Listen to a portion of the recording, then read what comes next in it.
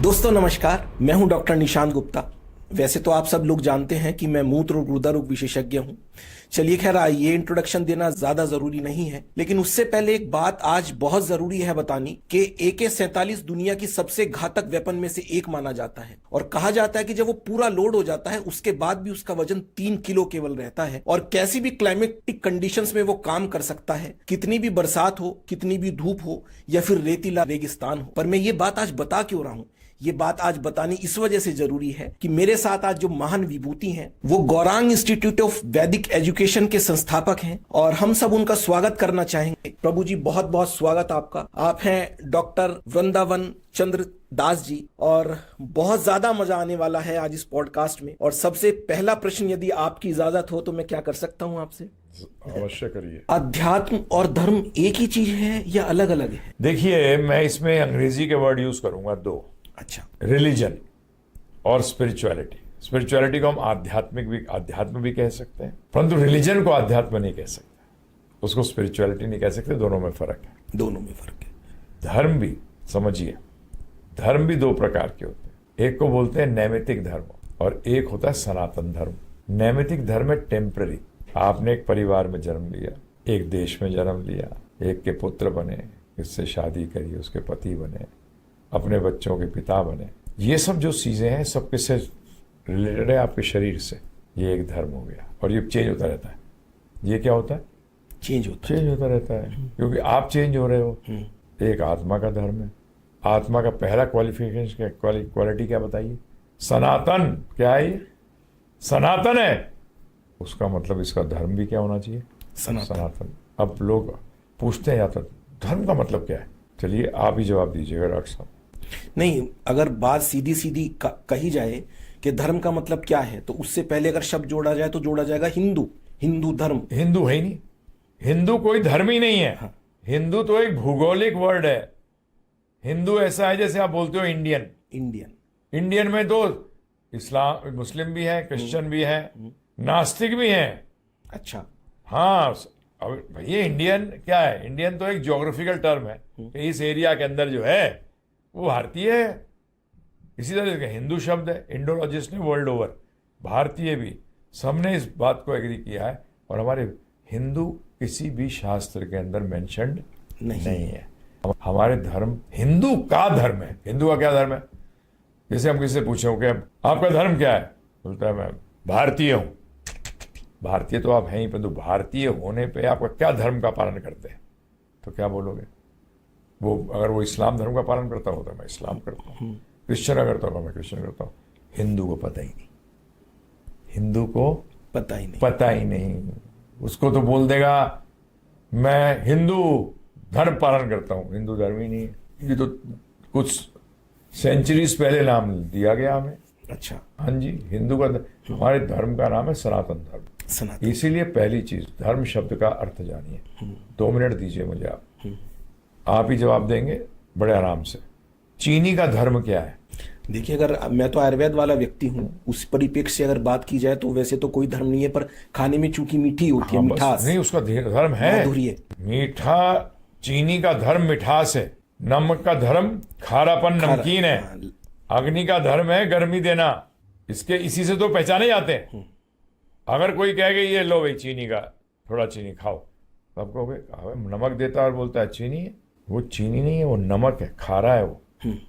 तो धर्म का मतलब हुआ उस वस्तु का वो गुण जिसको उससे कभी अलग नहीं किया जा सकता। वो उस वस्तु का वो धर्म है।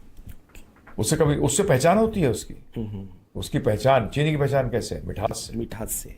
आप चक्के देखते हो, हाँ, कई बार नमक भी चीनी जैसा लगता है। पिसा हुआ थोड़ा चीनी जब पीस के डाल दी जाती है तो नमक जैसी लगती है। तो कैसे पता लगेगा? उसके गुण से, रस से, हाँ, टेस्ट, जीभ पर पे आएगा तो पता लगेगा। तो इसी तरीके से चीनी का धर्म मिठास। तो अब प्रश्न उठता है कि हमारा धर्म क्या है? हैं जी, अब हमारे का मतलब क्या है? आध्यात्म में ध्यान रखिएगा, आध्यात्म की शुरुआत होती है शरीर से नहीं, आत्मा से। कि तुम शरीर नहीं आत्मा हो, ये पहली अंडरस्टैंडिंग है। भगवत गीता जो है वर्ल्ड ओवर एक्सेप्टेड है कि इस जैसा ग्रंथ ही नहीं है। इतना जबरदस्त ज्ञान है इसके अंदर। तो वहां भगवान से जब अर्जुन ने प्रश्न किया कि मेरे को समझ नहीं आ रहा क्या करना चाहिए, तब भगवान ने उनको उत्तर दिया, पहली चीज कि तू शरीर नहीं आत्मा है। अर्जुन आइडेंटिटी क्राइसिस हो गई थी अर्जुन को। तो पहली चीज क्या होती है? आध्यात्म और धर्म कोई फर्क नहीं है। सनातन धर्म और आत्मा आध्यात्म में फर्क नहीं है। परंतु जिस धर्म की आप बात कर रहे हो ये तो रिलीजन है, ये तो चेंज कर सकते हो। रिलीजन की डेफिनेशन होती है श्रद्धा। श्रद्धा बदली जा सकती है, परंतु चीनी का मिठास कभी बदली जा सकती है? नहीं बदली जा सकती। उसका मतलब रिलीजन कैन चेंज, श्रद्धाएं बदल सकती हैं, परंतु जो हकीकत है, जो फैक्ट है, वो बदलता नहीं है। इसी तरीके से शरीर में, शरीर जैसे बदलता रहता है वैसे वैसे हमारा जो धर्म भी है वो बदलता रहता है। इसलिए इसको कहते हैं नैमित्तिक धर्म, टेम्पररी धर्म समझ लो सिंपल लैंग्वेज में। ये तो शरीर का हो गया, परंतु मैं तो शरीर नहीं हूँ, आत्मा हूँ। यदि मैं आत्मा हूँ, फिर आत्मा का धर्म क्या है, अर्थात उसकी कौन सी गुण है, शरीर के क्या गुण है? तो इसलिए दोनों का धर्म अलग हो गया। शरीर के धर्म को रिलीजन कहते हो और आत्मा के धर्म को आध्यात्म कहते हैं। जैसे शरीर का कर्तव्य है, आत्मा का कर्तव्य क्या है, जानना आवश्यक है कि नहीं है, बताइए आप। जी। तो ये है मतलब, तो धर्म क्या है? आप बोलोगे चीनी वीनी की बात हो गई, हमारा धर्म बताओ ना। तो सिंपल है, हमारा धर्म है सेवा। हर व्यक्ति किसी ना किसी की सेवा कर रहा है। नेता अभी पीछे हटे हैं, हाथ जोड़कर सेवा का मौका दो, सेवा का मौका दो। जब पोजीशन पे आए हैं। दूसरी चीज, बिजनेसमैन कस्टमर को क्या कहता है, एक सेवा का मौका तो दो। है ब्रो, ऑर्डर फॉर्म जब भी तो भरते हैं, ऑर्डर कौन देता है? कस्टमर। तो वो क्या बन गया, बॉस, और तुम क्या हुए, दास। सर्विस वाला तो सेवा कर ही रहा है। बताओ कौन सेवा नहीं कर रहा है इस विश्व के अंदर? सब सेवा कर रहे हैं। तो इसलिए मतलब ये हुआ कि सेवा धर्म, हमारा पहचान क्या है, सेवा से। अब प्रश्न उठता है, हमारी सेवा तो बदलती रहती है क्योंकि शरीर बदलता रहता है। जिसकी सेवा कर रहे हैं तो वो कभी रुकता है, कभी चला जाता है ना जी। माता पिता हैं, हर टाइम थोड़ी रहेंगे, शरीर त्याग दिया, उनकी सेवा बंद हो गई। परंतु आत्मा तो सनातन है, अर्थात थी, है और रहेगी, इसमें कोई विकार ही नहीं आता। फिर कोई सेवा, सनातन सेवा भी होनी चाहिए जो थी, है और रहेगी, किसी परिस्थिति में बदलती नहीं है। और वो किसकी हो सकती है? जो आप कहीं भी जन्म लें, किसी परिस्थिति में हो, वो था, है और रहेगा, वो है भगवान श्री कृष्ण। जब मैं कृष्ण बोल रहा हूँ, श्री कृष्ण बोलता हूँ, तो ध्यान रखिएगा, भगवान श्री कृष्ण, राम, विष्णु, नारायण, इनमें कोई भेद नहीं है, सिर्फ लीला का भेद है। लीला को बोलते हैं ड्रामा। भगवान का मूड आया, आज मैं ये ड्रामा करूंगा, ये ड्रामे, आज मैं ये रोल करूंगा, आज मैं ये रोल करूंगा। वो उनकी स्वराट है। वो स्वराट का मतलब होता है इंडिपेंडेंट, टोटली स्वतंत्र है। तो इसलिए ये बात समझनी पड़ेगी। तो जब हम परमानेंट सेवा करते हैं, इसी को सनातन धर्म कहते हैं, परंतु टेम्पररी सेवा भी करनी पड़ेगी इस शरीर का निर्वाह करने के लिए। क्या करने के लिए? निर्वाह करने के लिए। परंतु शरीर को क्या बताया? यंत्र। क्या बताया प्रभु जी? यंत्र। अब हर टाइम देखिए, चलिए एक एग्जांपल लेते हैं। गाड़ी यंत्र है। अब यंत्र आपके लिए है, आपके पास गाड़ी है, आपके लिए है या आप गाड़ी के लिए हो? बताना जरा मुझे। वैसे तो एक दूसरे के पूरक हैं। नहीं है। अच्छा, नहीं, सेकेंडरी है वो, उसका काम है मुझे हेल्प करना। पूरक होते तो गाड़ी अपने हिसाब से चलेगी। आप कहोगे मुझे कनॉट प्लेस जाना है, गाड़ी कहेगी नहीं मुझे गाजियाबाद जाना है। होता है ऐसा? होना चाहिए ऐसा? नहीं होना चाहिए। जहां हम चाहते हैं वहां वो गाड़ी लेके जाए। आज यही हो रहा है कि सारे के सारे लोग गाड़ी की ध्यान रख रहे हैं, अपने आप को भूल गए। आत्मा का ध्यान रखने की जगह शरीर उल्टा हो गया। आत्मा अर्थात जीवन शरीर का ध्यान रख रहा है, और जबकि शरीर को आत्मा का ध्यान रखना चाहिए, आत्मा को पहुंचाना चाहिए जहां उसको पहुंचना है। ये तो डेड है मैटर प्रभु जी। कैसे पता लगता है? जैसे आत्मा शरीर त्याग देती है, क्या होता है इसको? मृत, जड़, प्योर जड़ होता है। चल तो इसलिए रहा है क्योंकि आत्मा अंदर है। तो आप कैसे पूरक बता सकते हो? ये तो सिर्फ यहाँ भौतिक जगत में प्रॉब्लम है कि शरीर चाहिए, परंतु हम जहाँ के हैं ना, वहाँ हमारा दिव्य शरीर है। हमारे में और शरीर में कोई भेद नहीं है।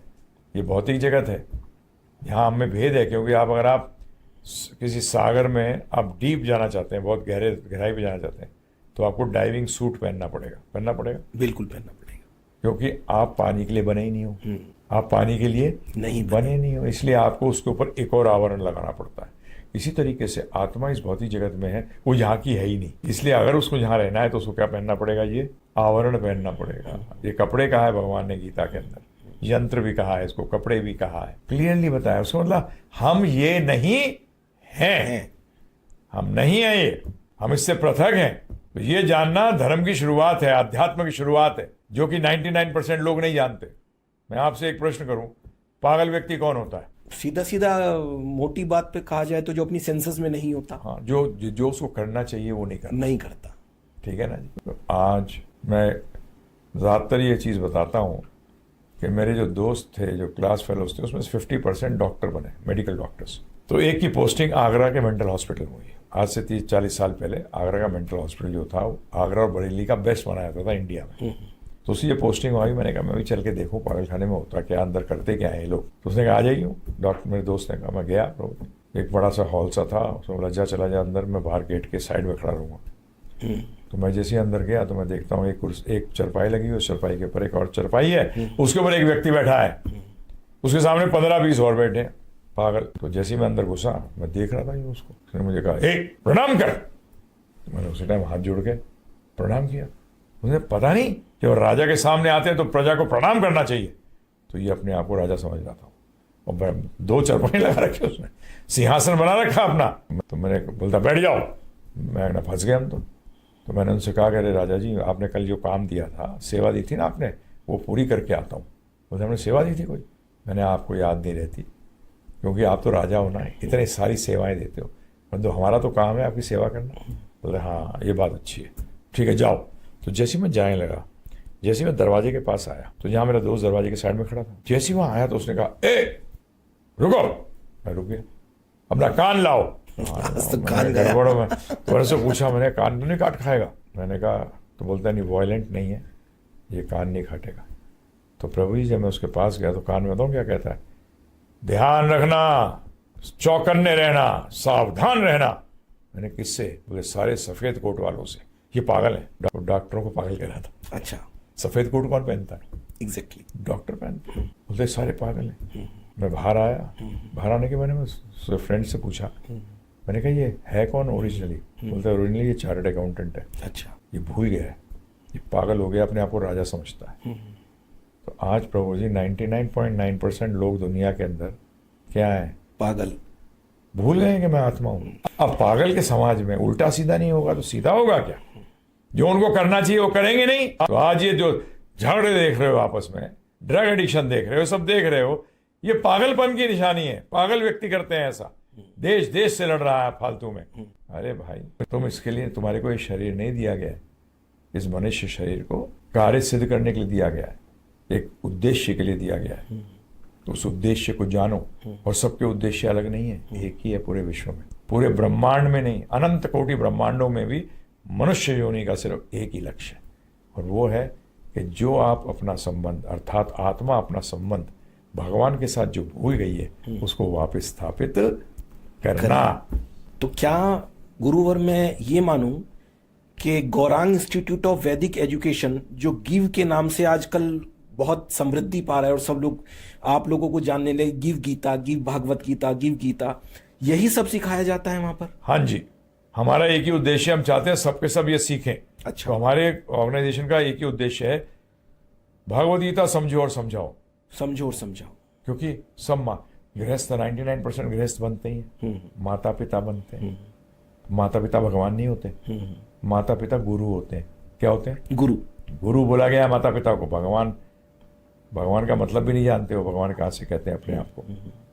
गुरु का कार्य है आपको उद्देश्य बताए कि जीवन का उद्देश्य क्या है, कि बेटा जीवन का उद्देश्य, बेटी ये जीवन का उद्देश्य है, तू आत्मा है, शरीर नहीं है, बाकी चीज़ों को यूज करना है जो मुझे इस मेरी जर्नी के अंदर, आध्यात्मिक जर्नी में हेल्प करे। ये होता है किसका कार्य? माता पिता का। माता पिता का। तो ये ज्ञान बचपन से देना चाहिए। जब आप भौतिक ज्ञान देते हो ना, उसको अविद्या कहती है वेद। भौतिक ज्ञान को क्या कहती है? अविद्या। अविद्या। और आत्मा के ज्ञान को कहती है विद्या। इन दोनों को साथ साथ लो। क्या करो? साथ साथ लो। पहले गुरुकुल सिस्टम जो हमारा होता था, जो ब्रिटिशर्स ने सत्यानाश मारा, वो क्या था? उसमें विद्या और अविद्या दोनों साथ साथ दी जाती थी। ये शरीर का निर्वाह भी करना है, क्योंकि इसी को तो यूज करना है, ये हेल्प करेगा, तो इसका भी ध्यान रखना है। जी परंतु इसका ध्यान रखने में ये नहीं कि आत्मा को भूल जाना है। जी जी जी जी। ये प्रॉब्लम आ गई। तो हमारी जो गिव है उसका एक ही उद्देश्य है, आप अपने आप भगवदगीता समझो। उसके लिए हमारा कोर्स है 13 घंटे का, फ्री देते हैं हम सबको। अच्छा, हाँ जी, कोई चार्ज नहीं। 13 घंटे में आध्यात्मिक दृष्टि से आप समझ जाओगे अध्यात्म होता क्या है, और ये बहुत जरूरी है आज की तारीख। माफ कीजिएगा, इसमें से 2 प्रश्न निकल के आ रहे हैं। हाँ बोलिए। शरीर के निर्वहन के लिए हमें अर्थ चाहिए, पैसा चाहिए, बिल्कुल। और आप लोग उसको बांटते हैं फ्री। हाँ, आप कैसे निर्वहन हाँ करते जी, हैं? देखिए ब्राह्मण को क्या कहा गया है समझिए। जन्म से कोई ब्राह्मण क्षत्रिय वैश्य शूद्र नहीं होता। जाति का कोई हमारी चर्चा नहीं है। हमारे शास्त्रों में जातियों की चर्चा नहीं है। हमारा वर्ण व्यवस्था है, इसको अंग्रेजी में कहते हैं डिवीजन ऑफ लेबर, कि आप अपने शरीर का निर्वाह कैसे करेंगे। तो ब्राह्मण कौन है, वो अपने शरीर का निर्वाह कैसे करेगा? दान से। किससे? दान से। दान में चार्ज नहीं कर सकते प्रभु। दान तो जो दे जाए दे जाए, ठीक है जी। क्षत्रिय निर्वाह करता है टैक्स से, राजा किससे निर्वाह करता है? टैक्स से। वैश्य निर्वाह करता है प्रॉफिट से। जब भी किसी बिजनेसमैन को मत बोलो कि प्रॉफिट मत ले, हैं जी, गलत है। आप सही कह रहे हैं। गलत है बिल्कुल, आप चीज ही गलत मांग रहे हो। जैसे मेरे छोटे भाई से कई बार लोग कहते थे, कुछ बोल रहे थे, कंस्ट्रक्शन में था, कि आप कुछ प्रश्न किया, बोले देखो मैं आपको सच नहीं बता सकता, झूठ मैं बोल नहीं सकता और सच बता नहीं सकता, तो मुझे तंग क्यों करते हो? आप क्यों पूछ रहे हो तेरे कितना प्रॉफिट है तेरा? तो मैं नेगोशिएशन कर रहा है, करो, परंतु ये मत कहो तो प्रॉफिट मत ले। तो वैश्य का किससे जीवन चलता है? प्रॉफिट से। और शूद्र का सैलरी से। जो भी सैलरी करता, मैं जनरल मैनेजर रह चुका हूँ 5 स्टार होटल का। अच्छा जी। तो उस टाइम मैं शूद्र था, वैश्य के लिए कार्य कर रहा था। कार्य। अब कोई जनरल गुप्ता हो आर्मी में, वो बढ़िया है ही नहीं, वो तो क्षत्रिय है। जैसे मैं अगर वैसे देखूं तो मैं एक ब्राह्मण कुल में पैदा हुआ, पिताजी फौज में ऑफिसर थे। वो कहते थे मैं ब्राह्मण हूं, मैं ब्राह्मण का हूं, बंदूक लेके घूमते हो।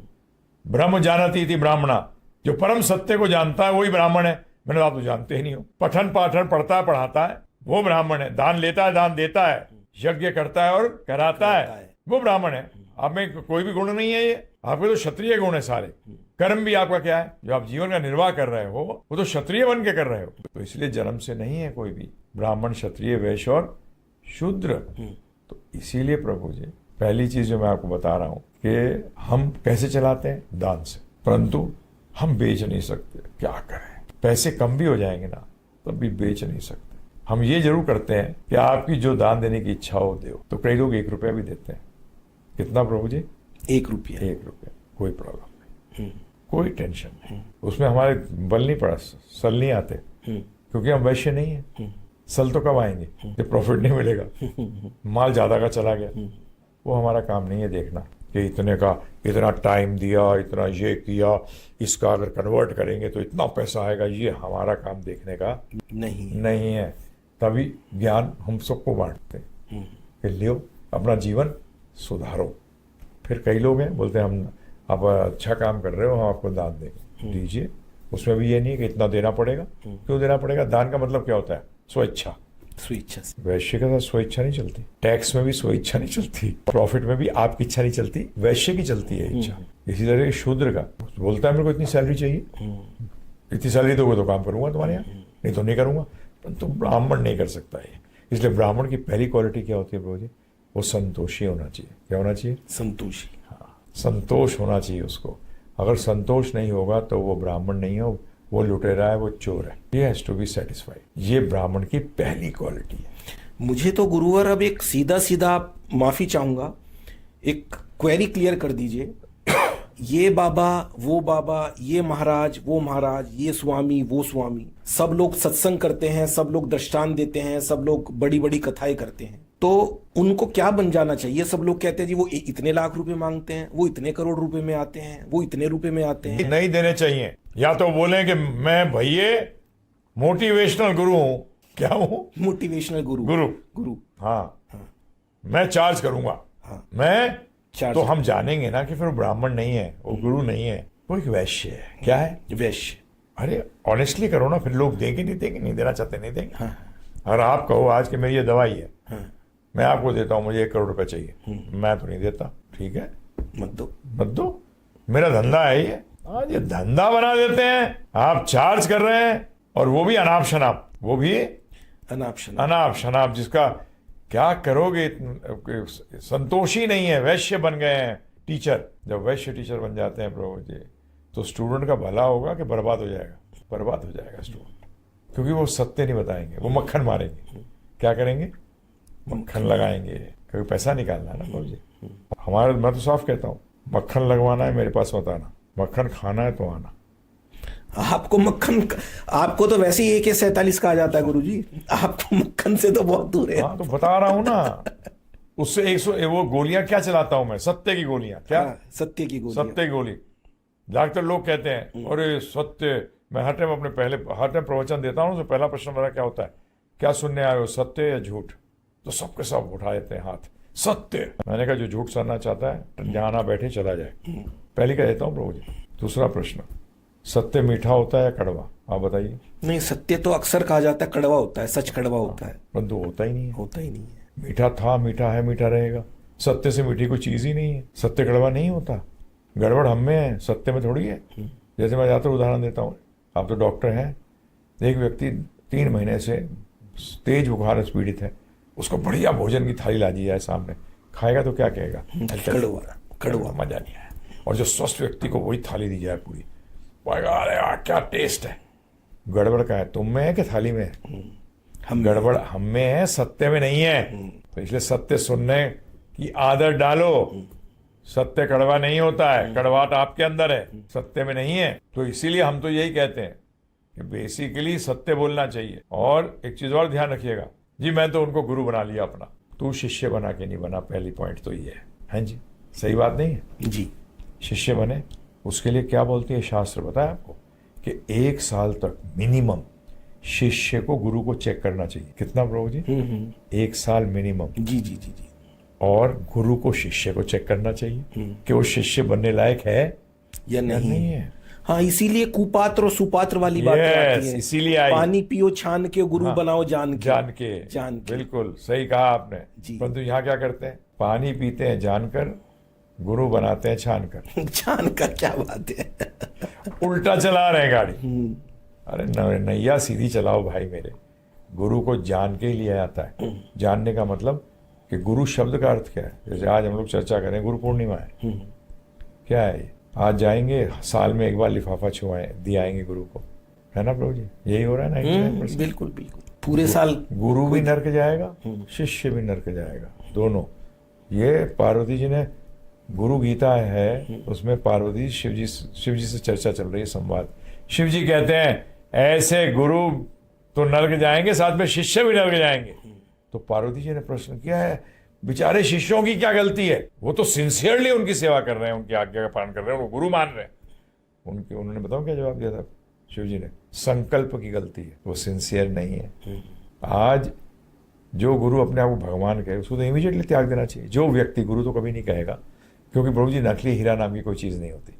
हीरा हीरा है या नहीं है ना प्रभु जी? तो या तो कांच का टुकड़ा है या वो हीरा है। कोई कहते हैं नकली हीरा दे दिया, भाई साहब हीरा कभी नकली होता ही नहीं है। गुरु कभी गलत होता ही नहीं है, या तो वो गुरु है या नहीं है। भागवत कहता है वो गौरू है, गौरू का मतलब जानवर है। तो पहले देखो, तो वो कह रहा है अपने को भगवान हो। हमने क्या सुना है? गुरु गोविंद दोनों खड़े, काके लागू पाए, बलिहारी गुरु आपने गोविंद से मिलाया है। अपने आप को गोविंद नहीं बताया, पता ही नहीं लोगों। जब ये चीट हो जाते हैं फिर बोलते हैं अध्यात्म बेकार है। अध्यात्म बेकार नहीं है, तुम चीट होने के लिए गए थे वहां, तुम्हारा संकल्प गलत था। संकल्प सही करो। गुरु के पास जाते क्यों हैं? पैर छूने आए थे प्रभु जी। आप बताओ, अपने बच्चे को ऐसे स्कूल में भेजोगे जहां की सिर्फ पैर छू के वापिस आ जाया करे, बच्चा पास हो जाएगा एग्जाम में? अरे गुरु का आशीर्वाद या डॉक्टर का आशीर्वाद, गुरु का आशीर्वाद कहाँ से मिलता है? मुख से आता है और कान से लिया जाता है। डॉक्टर का आशीर्वाद क्या है? उसका प्रिस्क्रिप्शन, राइट?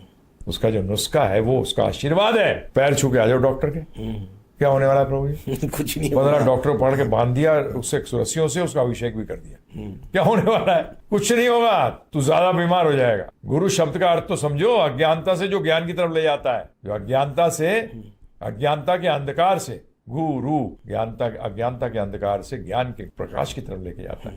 परंतु आजकल तो सोचते हैं बस, अरे अपने को तो शॉर्टकट चाहिए, अपन कुछ करेंगे नहीं, पैर छुआया करेंगे और मेरा काम हो जाएगा। ये काम, हाँ तेरा काम हो जाएगा, चिंता ना कर, तू नर्क जाने का काम तेरा पूरा हो जाएगा। तो ये आजकल जो आप ये कह रहे हैं बाबा और ये सब सारे सारे के सारे भगवान बन गए हैं प्रभु जी, और लोग मूर्ख उनको क्या मानते हैं? गुरु, भगवान हो गए, मेरे गुरु तो भगवान। भाई साहब प्लीज ये गलती मत करिए। फिर भी गुरुवर मैं एक बात आपसे पूछना चाहूंगा, किस भाग दौड़ भरी जिंदगी में यूथ्स को अगर हम ये सब समझाने बैठे कि ऐसे करो वैसे करो, मुझे तो एक डॉट पॉइंट सिर्फ ये बता दीजिए कि यूथ्स को अगर वो अध्यात्म अपने जीवन थोड़ा अच्छाई की ओर ले जाना चाहता है, वो चाहता है कि मुझे ड्रग एडिक्शन है या फिर मुझे गलत कोई लत है, मैं उससे निकलना चाहूं, तो उसकी वो शुरुआत कहां से करें? वो बेसिकली प्रॉब्लम क्या है, वो इंटरनली वीक है, वो अंदरूनी रूप से वीक है, इसलिए सहारा ले रहा है शराब का, नशे और ड्रग्स का, है ना। अरे सहारा कौन व्यक्ति लेता है? जो वीक होता है ना।